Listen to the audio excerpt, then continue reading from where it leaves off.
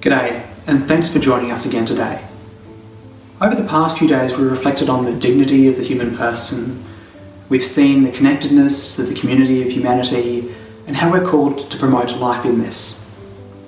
Today, let's reflect exactly what is the place of the church in the modern world.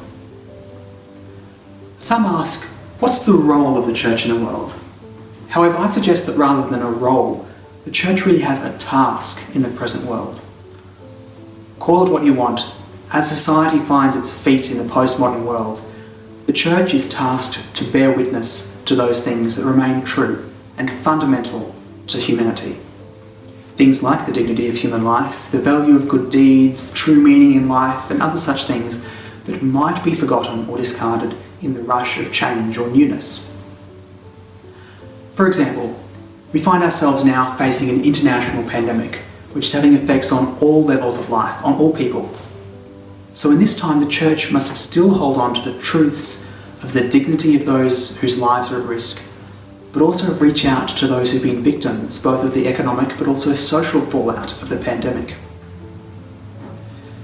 These earthly activities are not just a natural response to what's going on in the world, though they would suggest or call us to do these responses.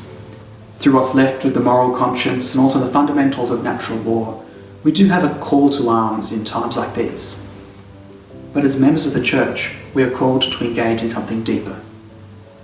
Through our actions and endeavours, we don't just complete these things because of their value, intrinsically, but because doing them, illuminated by the gospel, we shine the light of Christ as well.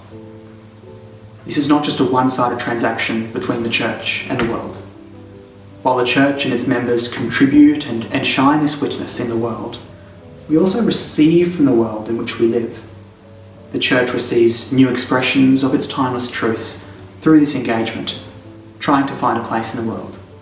And in doing so, the Alpha and the Omega, the beginning and the end, become present in the now.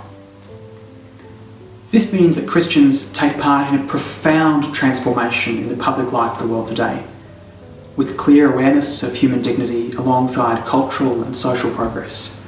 From individuals to families to the church as a whole, we engage in the public community to bring about the common good. This is a tangible action through which the human person can be saved and human society can be restored.